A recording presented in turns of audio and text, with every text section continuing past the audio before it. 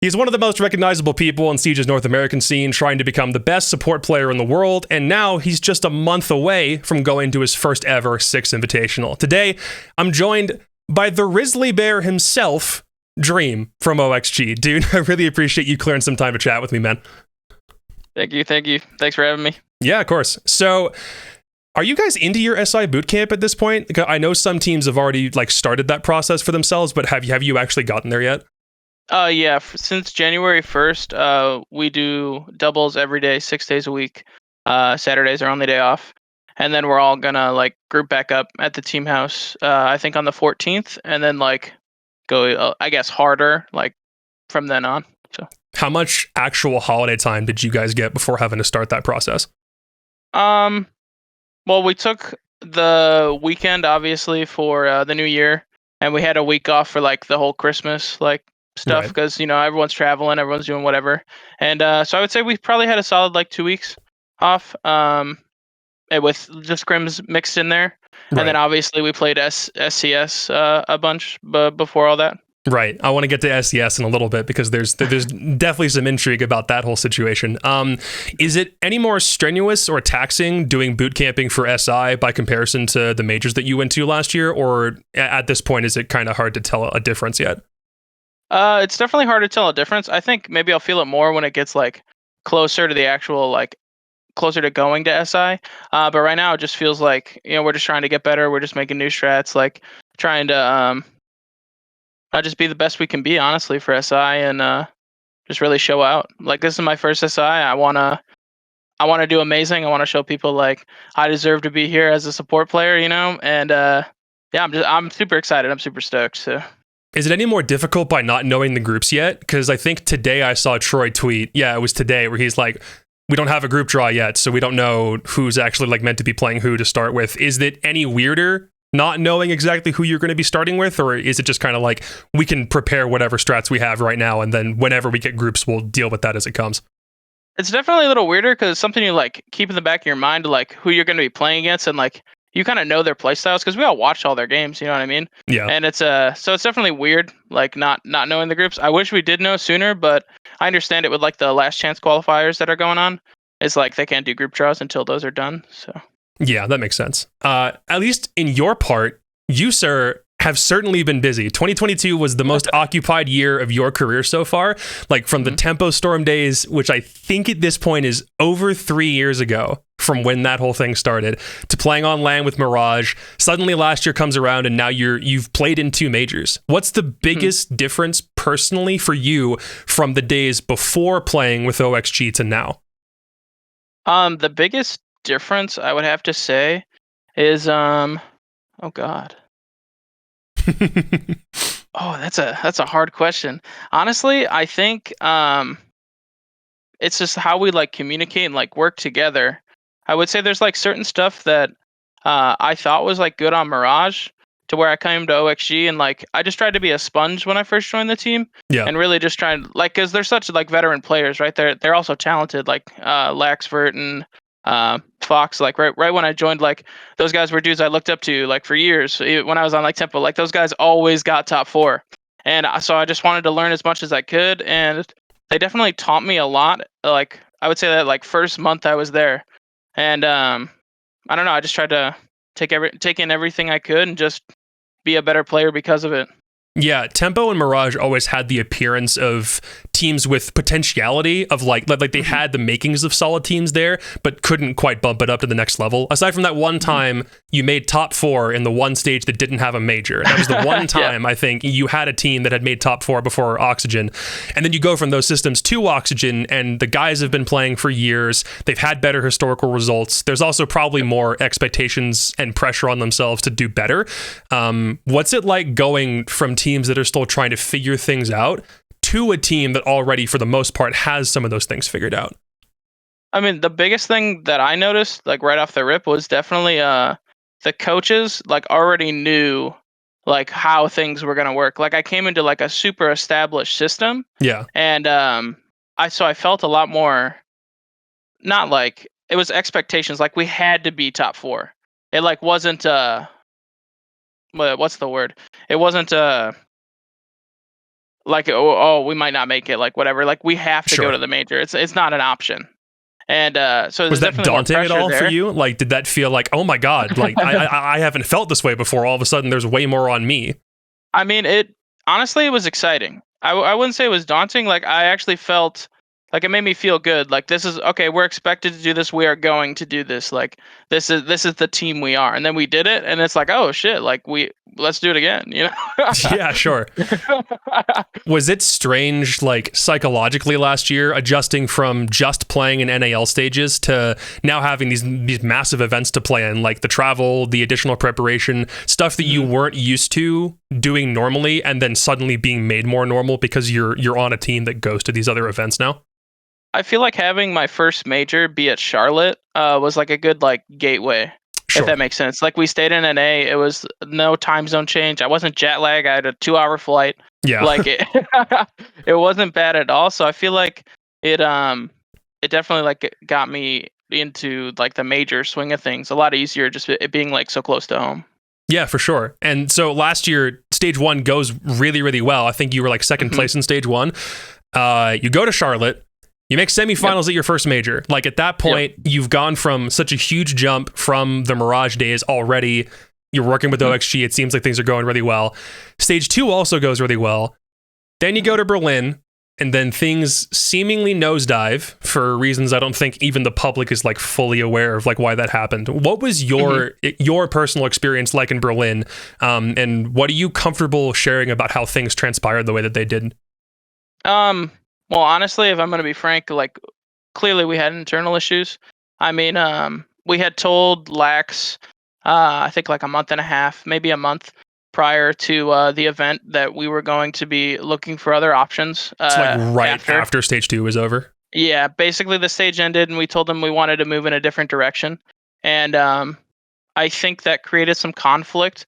Maybe like nothing like that was on the surface. Like we never like argued with Lax or like went out of our way to like, there was no bickering, like none of that.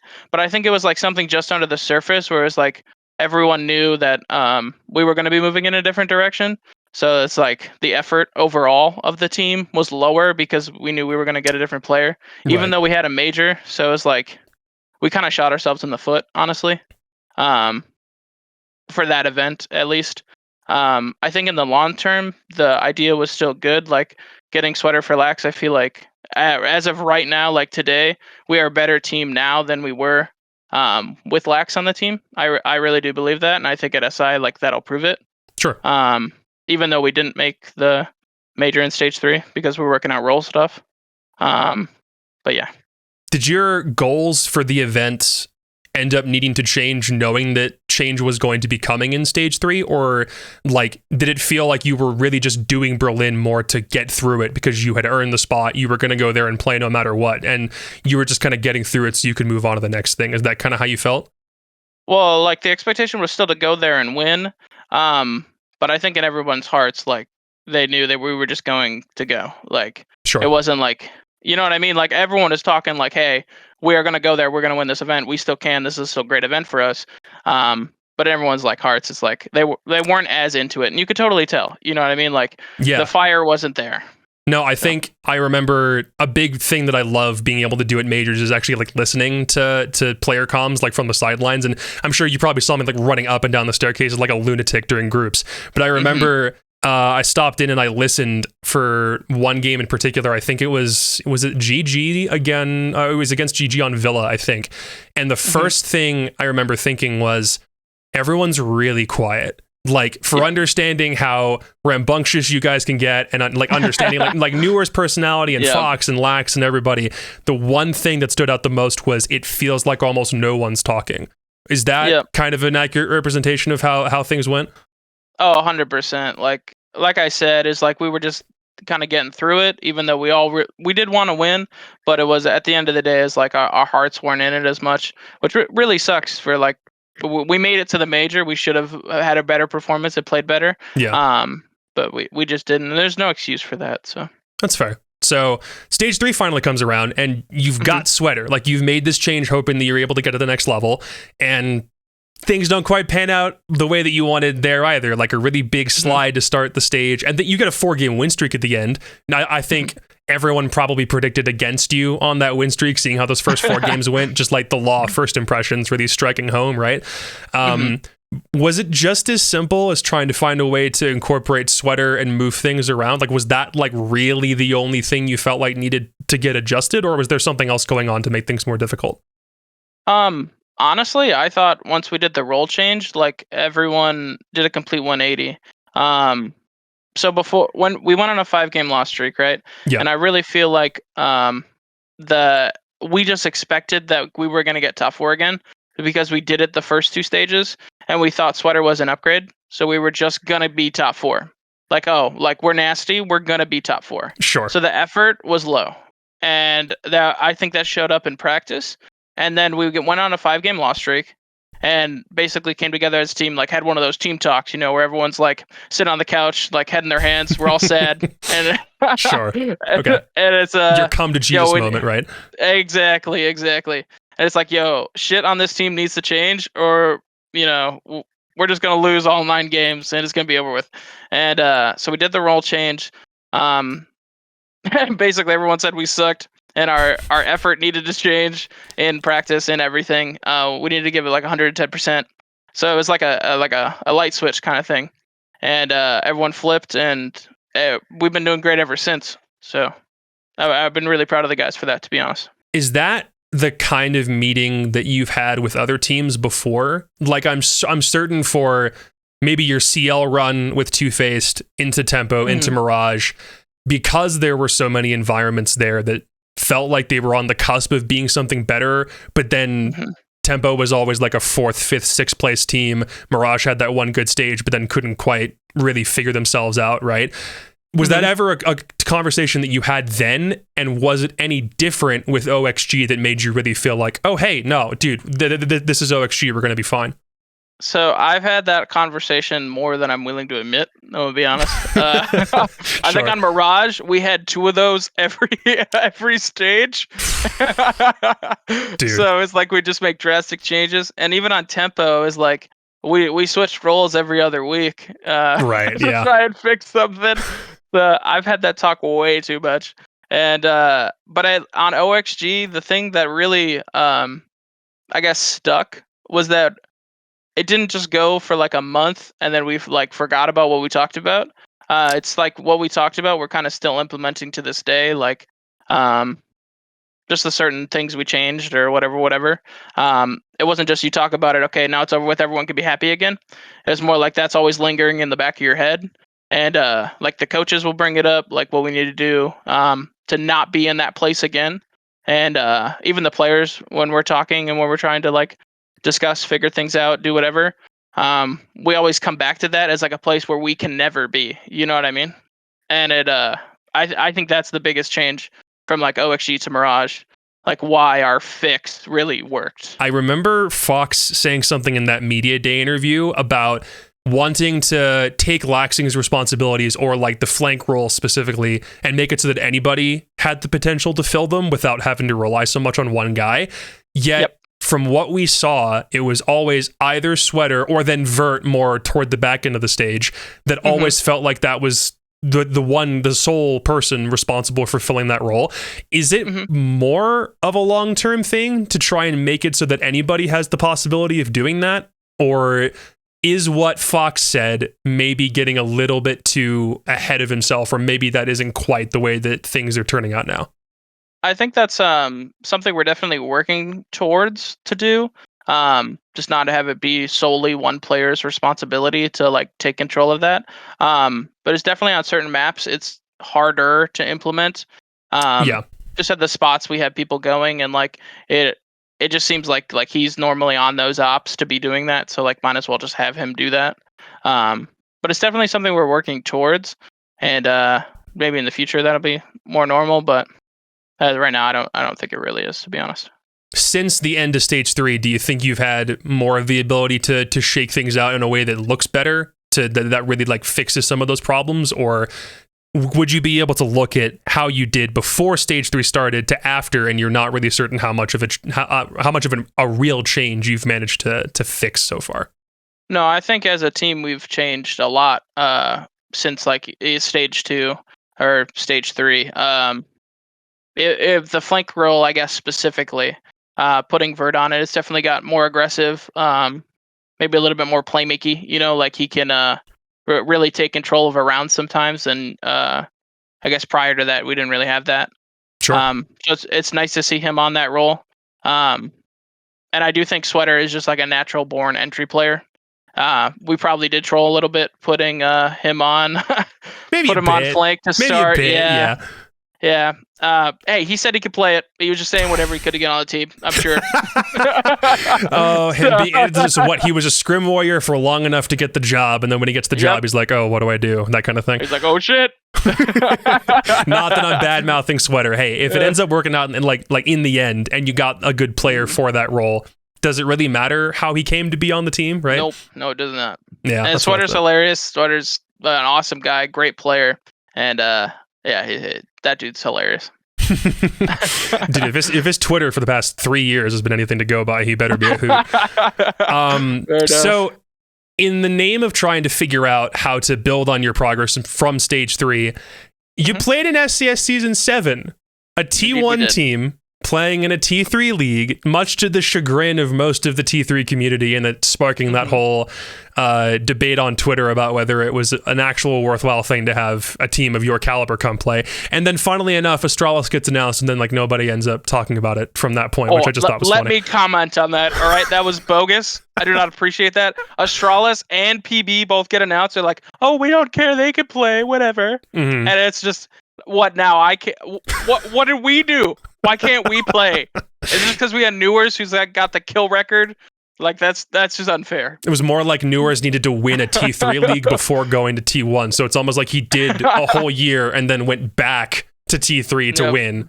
And then actually like proved himself, But as far as that season goes, after the reactions were done, you won every map of the Swiss stage. So didn't drop a single one throughout that first stage. You run through playoffs, and then you don't drop a map until the grand finals, which you also win. So you are now SCS champions. Indeed. I need to put it in my Twitter bio, to be honest. Dude, you really do. Did playing in that tournament accomplish anything that you were maybe hoping it could or should accomplish? I've been telling everybody that asks that playing in SCS was probably the best decision we could have made for the offseason. I think even though it was like a T3 league, and there's not, like, obviously there's not as much pressure as there would be at like a major, an invite, even a minor. Right. But nothing beats game day reps. Even like we'll play a little bit differently. The teams we're playing will play differently. And I think it's just nothing but positives to be able to get, even if they're like playing in a T3 league, game day reps. I don't think that will ever be a bad thing. And I think it's really helped our team improve, to be honest. Did you go into that tournament expecting that it would legitimately be an environment where you'd be able to start like correcting some of those issues and work on yourselves more in the off season? Or because it's a T3 league and you're an NAL team, did you not really have the expectation that you'd be able to go into it and treat it as a way to work on things? No, as long as we take it serious, it doesn't matter what team we play against, right? If we're 7-0 in every team, okay, good. Like, that's what we should do. It's a T3 league. If we're losing rounds, there's things we can work on. Yeah. And that's why I don't really like care who we even like scrim. As long as we are taking it seriously and we're not trolling, it's always positive, right? There's not really much negatives to that. So everything was routine up until you play Aerial Academy in the grand finals. Was it you who said something about that being like one of the hardest games you'd ever played, or like how would you rate that Aerial Arise team, even though technically I don't think they're going to stay together in their current form anymore? I mean, we got 7-1'd by W7M, and I think those guys could go up to par with W7M. Like, those guys were crazy. What? They were talented. I think they're like one of the best teams ever. Like, they could join Pro League right now as the team they have, and guaranteed they'd get like top 6, like 100%. I'm not even Dude. like, I'd bet money on that. They're $2,000 on it right now. They'd be top 6. Too bad like 2 of them are 16, 17, I think. I'm trying to remember. Yeah. No, they got a few years. They'll slow down for sure, and then I can catch up. Wow, you're just saying they'll slow down. That sucks. But no, that's good. Yeah, like I kid. If you're able to rate that environment good for your sake, then hopefully that process of being able to iron out the issues that you already knew were present in stage 3 and do it against good competition. Like for you guys, that seemed like it was only really a net positive. Mm-hmm.